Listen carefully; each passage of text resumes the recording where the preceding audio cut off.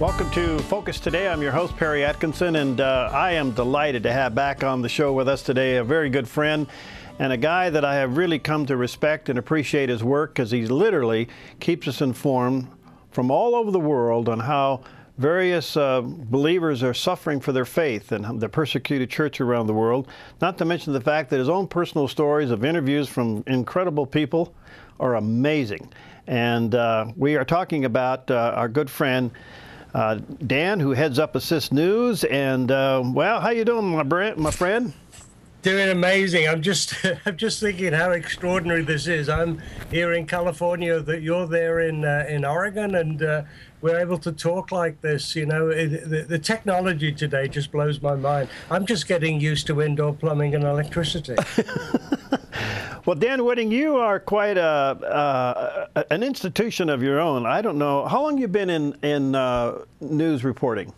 Since 1968, I got a job, Perry, in London, working for a newspaper called The Christian. Billy Graham had just bought it, and I managed to persuade them to give me a job. I have no academic background whatsoever, which obviously shows, but I somehow persuaded the Billy Graham people to give me a job, and my very first interview ever was with Coretta Scott King, at St. Paul's Cathedral, who was the widow of Dr. Martin Luther King, and I thought this is an interesting job, but I started in '68 and have carried on ever since. Well, let me go forward and we'll come back. Now, you have a new book out called The Red Dagger. Tell us about that, and where can people get a copy of it? Yeah, Red Dagger is sort of based on a lot of my experiences, particularly in the area called Gaza. You know, Gaza is a very dangerous place, and I've been in there several times. And when I was actually in Gaza, I got the idea, you know, maybe this would be an interesting place to base a story. And I thought back on what had happened to me some years ago when I was working for another paper in London, and they just arrested a hijacker called Leela Khaled. And I was outside the police station where this hijacker had been held, and I began to wonder what turns what seemed a normal girl into a terrorist. And so I put the whole thing together and put this story called Red Dagger. And if people go to my news service, ASSISTnews.net, you can click on that or some of my other books and get a copy. But if you're interested in the story of a Palestinian terrorist who finds redemption, and also an alcoholic journalist who also finds redemption, which is almost similar to my story, you can see it on my website. All right, and that's ASSISTnews.net. Well, in the meantime, ASSIST News, you are reporting from all over the world. And what led you to take on primarily how Christians are being persecuted for their faith? How did you get into that angle of it? Well, what happened, Perry, was I finished up in the British tabloids, and if you want to know if those stories are true in the tabloids, my lips are sealed. I can't tell you. but what happened was that my life had really fallen apart. I'd backslidden. I was drinking very heavily. My poor wife couldn't figure out what on earth had happened to her husband. And one night, a guy from Canada came in. He was a dear friend, but he had what I call a ministry of rebuking, and he decided that it was about time he helped me sort my life out. And he said to me, Dan, look at you, you're wasting your time writing these stupid stories about these you know, showbiz people and that. He said, I want to tell you to commit your life to Jesus. Leave your career in the tabloids, come with me to Uganda and write a book about the church there under Idi Amin. He said something like 300,000 believers have been murdered by this terrible man. Let's go and do a book about them and let the world know what's happening. So, believe it or not, I went to Uganda, and I met some of the most incredible people I could ever imagine, Perry. And it was there I knelt by my bed in the Namarimbi guest house at the top of one of the hills in Kampala, and I said, Lord, for the rest of my life, this is what I want to do, is to be a voice for these people. They don't have a voice, and I've been doing that ever since. Well, it's amazing. For those who don't know, you can subscribe to this service. It's free of charge, and he does work on a donation basis, so if you like what you get, send him some support. But it's ASSISTnews.net.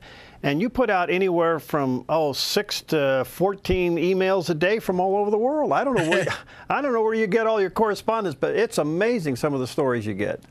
Well, they're coming from all over the place. We just released one, for instance, from Iran. Almost daily, we get horror stories from the country of Iran. And we put out a story yesterday about Pastor Asseriyan.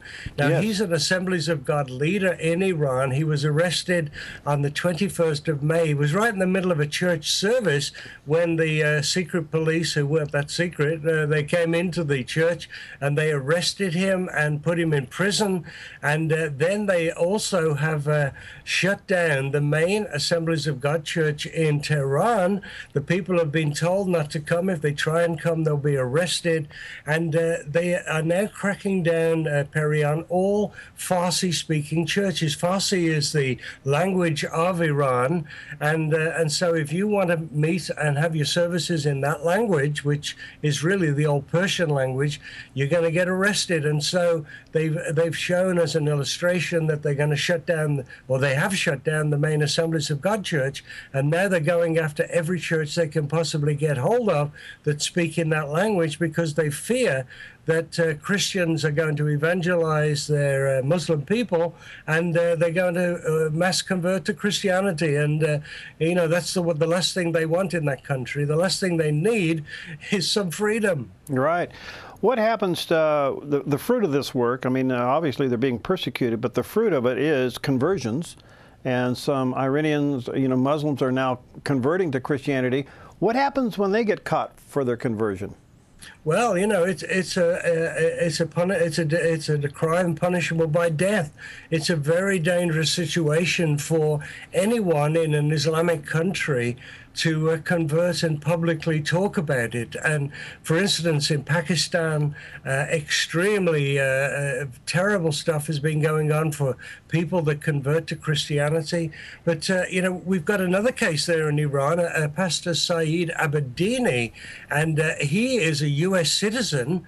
He found the Lord in Iran, moved to the States, and married an American girl, and went back last year to start an orphanage, and made no big deal of it. But apparently he was a convert from Islam, and he got picked up by the police during a bus trip in Iran, and he's now languishing in a solitary confinement in the worst prison in Iran called Evin Prison.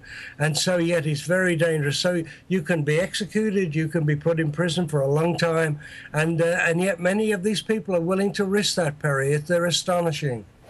Does our State Department get involved in any of these kidnappings and persecutions? Well, they're getting involved in this particular case. They were so much pressure put on them by the ACLJ and the Sekelo and his people that John Kerry has been standing up for him, speaking out.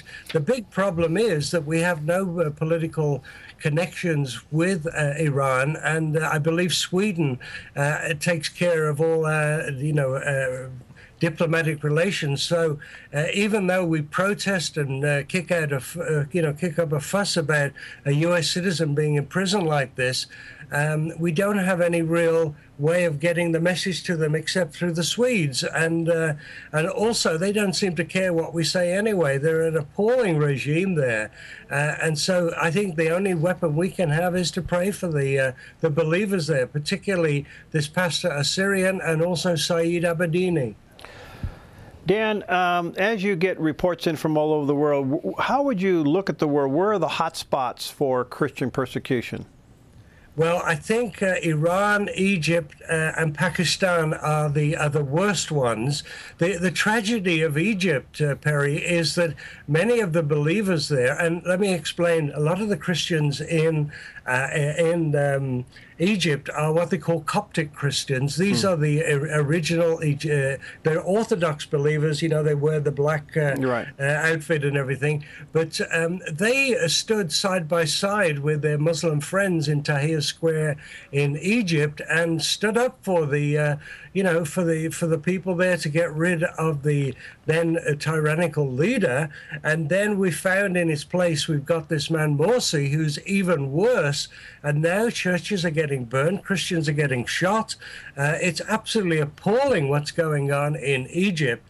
And Pakistan is even worse, with many people. They have this law there called the law of blasphemy. And if you say anything against the Prophet Muhammad, you get hauled in before and you can be sentenced to death. And all over the country of Pakistan, there are people who I believe have been wrongly accused. There's a lady now 5 years in prison called Asia Bibi. She's married with 5 kids. And she went and got some water. She's illiterate, and she went and got some water for some of her friends, and she took a sip of it before she handed it to them, and they began screaming at her that she was an infidel and she'd destroyed the water, and we can't drink water that an infidel's had. And she told them, "Why don't you grow up? I follow someone who's alive. You follow someone who's dead." Well, that didn't go down too well. And as a result, they had riots. They pulled her in, and she's now on death row for daring to say that Jesus was alive. Is that extraordinary? Well, it really is. And yet, we're hearing some fascinating stories coming out of those countries, Dan, where there has been literally some Muslims are waking up with visions of Jesus. I know Dan Rosenberg has talked about this, and others. There seems to be some kind of an underground Christian movement. Yes, and as you mentioned, it's very, very involved with the supernatural, where, even though many of them have never been evangelized, they talk about, waking up in the night, seeing a vision of Jesus in the room and Jesus calling them to follow him, and them doing it. I haven't heard of any other group in the world that is seeing so many conversions, but I've even believe there are books now being written about this. So it's very exciting. And the nice part of it is that those of us watching the show can understand we're part of the largest family in the history of the world, the family of Jesus Christ. And much of that family, unfortunately, is suffering, but it's now an opportunity for us to wrap our arms around these people and pray for them and encourage them. Well, bringing it a little bit back to home, Dan, did you ever think you'd live to see the day in the free world where Christians now would be persecuted for their faith? I mean, look what's happening to Christianity in America. It seems to be under attack and under siege at all levels. It seems to be happening all over Europe as well, because what has been happening, we've just seen the situation in Britain where this soldier was murdered by these two Muslim fanatics, and in much of Europe, and I believe in parts of the States, many of these people have moved in as immigrants, and they have not in any way assimilated into the society. And now they're claiming their rights and wanting to do this and do that. And we're seeing that some of them are taking the law into their own hands and killing off other people. And it's very worrying, very concerning. But I think compared with what's going on in Iran and Pakistan, we're still at a very early stage. But still, we need to learn from these people. They've suffered for many years, Perry. Yeah. And if we are going to have real persecution in America, it would be good to learn from some of these people how they've been able to deal with it, because I believe they can teach us a lot. No question about it. Dan, you're a delight and an inspiration. Let me encourage you folks, if you're not receiving Dan's newsletters, just go to his website, assistnews.net. Support him if you can. He does all of this free, but he is also needs our support to keep this ministry going, because it reports from all over the world. And they can click on there and start getting your emails there at assistnews.net, right, Dan? That's the one. I wish I had a memory like yours, Barry. Hey, look forward to having a meal with you again soon, friend. Appreciate you. Thank you. God bless, and God bless all of you there, wherever you're watching this around the world. God bless you. All right, we'll be right back.